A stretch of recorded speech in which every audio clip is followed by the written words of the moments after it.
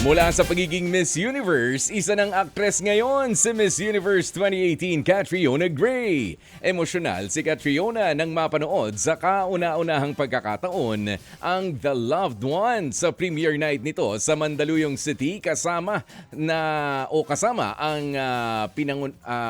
ang kanyang mga co-stars.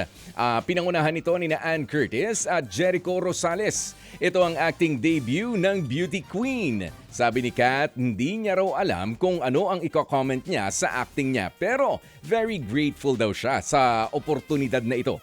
Hinangaan si Catriona ng mga kasamahan pero syempre merong may masasabi, ika nga. Deadma lang si Kat sa bashers.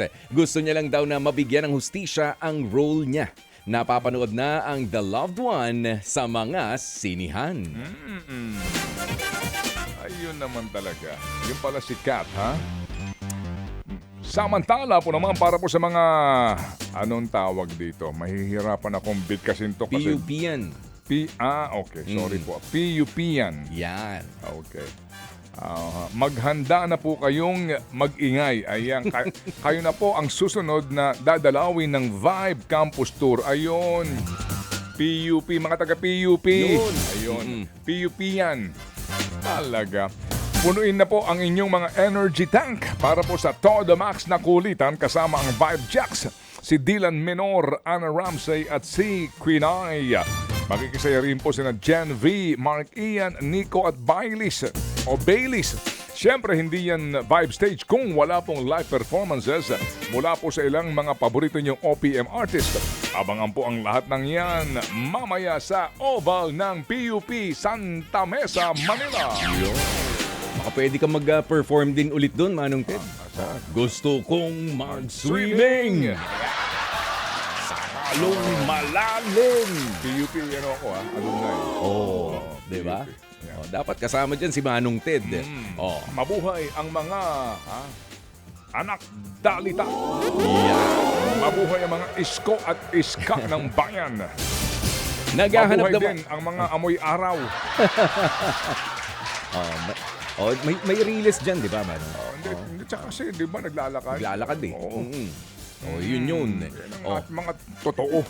Oo, ng mga nagpapagal para makapag-aral. Anyway, alas 7 na. Tayo magpaalam ka na sa ating mga viewers sa TV5. Yan, magpapaalam na nga po tayo, ha? Lalo na sa ating mga kapatid. Good morning, kapatid. Ayan, at syempre, tuloy-tuloy pa rin naman mapapakinggan ang ating balitaan dito sa 105.9 True FM at sa True TV Signal Channel 19. Ganun din sa 1PH at sa RPTV.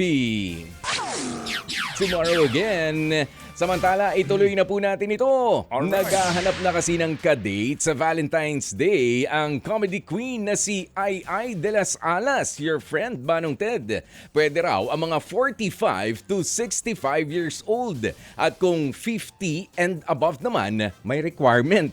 Dapat daw pogi at strong. Pero habang on the hunt pa ang comedy queen ng makakadate, eto na nga po at raratsyada muna siya sa inaabangang TV5 Todo Max primetime show na My Best Friend Eman bilang si Sister Rebecca. Tuloy-tuloy na nga po ang taping ng inspirational serye na ito na pagbibitahan din ni JM De Guzman na gaganap bilang si Mateo, isang ex-con. Kasama rin sa serye sina Shaina Magdayaw, Mitch Valdez, Sid Lucero, Kit Thompson, MQAA star Ivan Lim, TJ Valderrama, Donna Cariaga at Ryrie Sofia. Abangan din ang mga surprise celebrities sa cameo sa My Best Friend Eman na mapapanood na sa TV5. Balik po naman sa concert scene ang tinagurian pong inspirational diva na si Jamie Rivera ngayon pong Valentine's season. Bago po ang kanyang pagbabalik po naman sa concert stage, nagkasakit pa nga raw po si Jamie. May laryngitis daw siya at acid reflux kaya hirap daw siyang makakanta. Pero ngayon, muli siyang nagbabalik sa kantahan sa Pebrero at 13. Kasama po sa show si Raymond Lauchenko. Ito yung mga kaidaran natin ito. Panoorin po ang pagbabalik concert stage ni Jamie. Bukas po yan kasama si Raymond Lauchenko. Craziest Album. Ganyan na tinawag ng American DJ and producer na si Diplo ang upcoming album ng BTS na Arirang. Ka-collab kasi dyan ng Bangtan Boy si DJ Diplo, kaya ayan ang naging komento niya sa album. Hindi niya idinetalye kung ano-anong kanta siya kasama, pero say niya, isa ito sa mga pinakamalaking project na ginawa niya. Naka-collab din niya noon ni Diplo sina Beyonce, Britney Spears, Madonna, Usher, Justin Bieber, Bad Bunny at Rihanna. Abangan ang Arirang album na ilalabas sa March 20.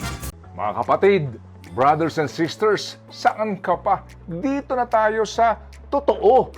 Dito na tayo sa True FM. Mga kapatid, mag-subscribe and follow po kayo sa social media accounts ng True Network PH. Yan po kami, hanapin nyo lang True Network PH, Facebook, Instagram, YouTube, TikTok, and podcast. Mapa Apple or Spotify man yan, mahahanap nyo kami. Lahat ng mga napapanood at napapakinggan nyo po sa programa, nasa social media accounts namin yan. So paano mga kapatid? See you sa social media!